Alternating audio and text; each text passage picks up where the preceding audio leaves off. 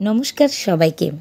২০২৪ সালটা লাস্টের দিকে আমার কাছে খুব খারাপ গেলেও ২৫ সালের শুরুটা আমার কাছে একটা স্বপ্ন পূরণের প্রথম ধাপ বলতে পারেন। তো আজকে সবাইকে নিয়ে চলে এসেছি আমার সেই ২৫ সালের স্বপ্নটা পূরণ করার জন্য। তো বুঝতে পারছেন না হয়তো আমি কেন এখানে এত টাকা দিচ্ছি, কী জন্য। তো এখানে আমি এসেছি একটা স্কুটি কেনার জন্য। এটা আমার ২৪ সালের লাস্টের থেকেই একটা স্বপ্ন ছিল, একটা স্কুটির। তো অনেক দিন ধরে স্বপ্নটা ছিল, যেটা আমার মা জানতেই পারেনি আমার মনে একটা স্বপ্ন ছিল। তো অলরেডি আমি অনেক দিন ধরে দেখে শুনে রেখেছি, বাট আজকে ফাইনালি আমি গাড়ি নিয়েই ফেললাম। নিয়ে ফার্স্ট টাইম আমার ভাইয়ের হাতে দিয়ে দিলাম চাবিটা। আমার গাড়িটাও পছন্দ করা হয়ে গেছে। বেশ অনেক দিন ধরে এটা আমার নেওয়ার লেনদেন চলতেছিল, বাট আজকে একদম ফাইনালি টাকা পেমেন্টও সব হলো এবং গাড়ি ফাইনালি আমার হাতে।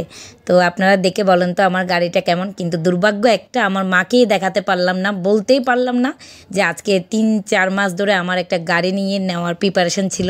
তো যাই হোক, ভগবান হয়তো চাই নাই। তো আমার ভাই আমার গাড়িটা উদ্বোধন করলো। যেহেতু আমার মনে ইচ্ছে ছিল আগে আমার মাকে দেখাবো, মা তো নেই, তো মায়ের ঘরে নিয়ে যাব। আর মা যেহেতু সৃষ্টিকর্তার কাছে চলে গেছে, তো সেই উপলক্ষে গোপালকে পুজো দিয়ে তারপর আমি গাড়িটা স্টার্ট করব। তাই আমি আর করি না, আমার ভাইয়ের বউ ওরাই স্টার্ট করলো। তো ওরাও গাড়িটা নিয়ে অনেক রাউন্ড টাউন দিল।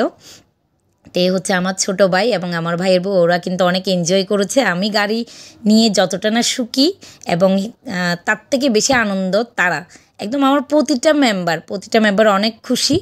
আমি এই প্ল্যানিংটা পুরো ৩ থেকে ৪ মাস কাউকে জানা নেই, আমার মনের মধ্যে ছিল। তো অবশেষে আমি ফাইনালি গাড়ি নিয়ে নিলাম এবং নিয়ে, মা যেহেতু নেই, বড় বোন আছে। তো বড় বোনরা নাকি মায়ের সমান হয়, তো বড় বোনের বাসায় ফার্স্ট টাইম নিয়ে গিয়েছি। যেহেতু আমি আগামীকাল একটা পুজো দিয়ে আমার গাড়িটা নতুন আমি ফার্স্টে স্টার্ট করব, সেই কারণে। তো আমার ভাই নিয়ে এসেছে আমার বড় বোনের কাছে। অলরেডি আমার বড় বোনও এসেছে আমাদেরকে রিসিভ করার জন্য।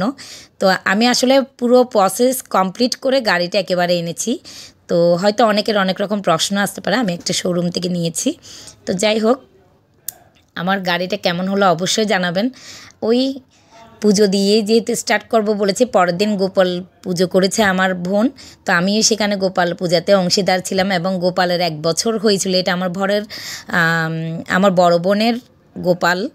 তোর ১ বছর বয়স হয়েছে এই গোপালের। তো সেই উপলক্ষে দিদির বাসায় অনেক বড় করে একটা অনুষ্ঠান ছিল। তো সেখানেও আমি একটু গোপাল পুজো করে আসলে আমি অনেক স্যাটিসফাই, কারণ আমি একটা সেন্টারে পুরা ৩ মাসের মতো ট্রেনিং নিয়েছি। আর ওই দিদির কথা তো একদম না বললেই নয়, অনেক চেষ্টা করেছে আমাকে ট্রেনিং দেওয়ার জন্য। দিদিকে অনেক ধন্যবাদ। তো তোমরা হয়তো দেখতেই পাচ্ছ আমি পুজো দিচ্ছি, গাড়িটাকে পুজো দিয়ে তারপর দেন আমি স্টার্ট করেছি। সবাই বলে নতুন কোনো কিছু করলে নাকি পুজো দিয়ে করা উচিত, কারণ আমি গাড়ি জিনিসটা ২ মাস আগে থেকে ট্রেনিং নিচ্ছিলাম, বাট আমার ভয়টা কাটতেছিল না, আমি কোনো রকম পা তুলতে পারছিলাম না। তো তখন মাথায় রেখেছিলাম একটা নিজের গাড়ি নিয়ে হলো আমি পা তুলে আমি নিজে চালাবো। তো আজকে গাড়িটাকে পুজো টুজো দিয়ে একদম তারপরে আমার স্বপ্নের সে পাড়ি দেওয়া শুরু করব। তো অবশ্যই এটা এত ইজি ছিল না, যেহেতু আমি এখনও নিজে পাটা অত ইজিভাবে তুলতেও পারছিলাম না, চালাতেও পারছিলাম না। তো আমাকে একটু হলেও সাপোর্ট করেছে স্বয়ং শ্রীকৃষ্ণ গোপাল। উনি যদি না চাইতো কখনোই পারতাম না আজকে এত দিন পর আমার স্বপ্নটা পূরণ করতে। আর তারপরে আমার হাজব্যান্ড, আমার ভাই, আমার বোনের ছেলে এবং অনেক বোনের জামাই সবাই মিলে আজকে আমাকে অনেক উৎসাহ দিয়ে অবশেষে আমি গাড়িতে পা তুলতে পেরেছি। তো অবশ্যই অত এখনও এক্সপার্ট হই নাই, হয়তো সামনে হব। তারপরও একটু হলেও পাটা তুলে আমি যে চালাতে পেরেছি, এটাই মনে করে আমার মার আশীর্বাদ, আমার সৃষ্টিকর্তার আশীর্বাদ। তো তোমরা দেখতেই পারছো আমার গাড়িটাকে আমি পুজো দিয়ে স্টার্ট করেছি।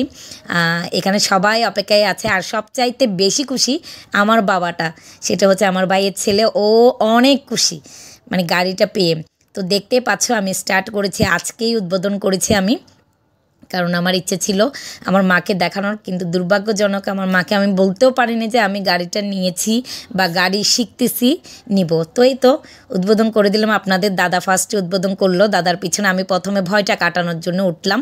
তো ও তো আগে থেকেই চালাতে পারতো, বাট আমার ভয়টা সে কাটাচ্ছে, কারণ হচ্ছে যেহেতু আমি এখনও পা তুলে চালাতে পারি না। তো দেখেন দুপুরবেলা ভয়টা কাটানোর পর রাতের বেলা সবাই আমাকে দিয়ে ট্রেনিং নিচ্ছে। অবশেষে আমি কিন্তু পা তুলে চালাতে পারছি। হ্যাঁ, এটাই আমার জীবনের সার্থক, আমি পা তুলে চালাতে পেরেছি। তো আমার বোনের ছেলে, ভাই এবং আমার হাজব্যান্ড যতটা সম্ভব তারা আমার পিছনে সাপোর্ট দিয়েছে। আমি কিন্তু পা তুলেই এখন রানিং চালাচ্ছি, এটাই আমার সার্থকতা। সবাই আমাকে আশীর্বাদ করবেন। 25 সালের এটাই ছিল আমার একটা স্বপ্ন এবং স্পেশাল একটা ধামাকা দিব ভেবেছিলাম, কিন্তু দুর্ভাগ্যজনক আমার মাকে বলতে পারিনি। মা গো, তুমি উপর থেকে দেখো, তোমার মেয়ে গাড়ি নিয়েছে, গাড়ি চালাচ্ছে, কিন্তু তোমাকে বলতে পারিনি। এটাই আমার মনে কষ্ট থাকবে, কিন্তু তারপরেও চেষ্টা করছি আমি যাতে নিজে গাড়ি চালিয়ে একদিন তোমাকে বলতে পারে যে আমি পেরেছি মা। হয়তো আমার মা দেখলে কিন্তু বকা দিত, তারপরেও মনে করছি দেখো আমার কিন্তু এখন নিজে নিজে আমি চালাচ্ছি, কিন্তু তারপরেও ওরা আমাকে বিশ্বাস রাখতে পারতেছে না, তাই সবাই দৌড়াচ্ছে আমার পিছনে।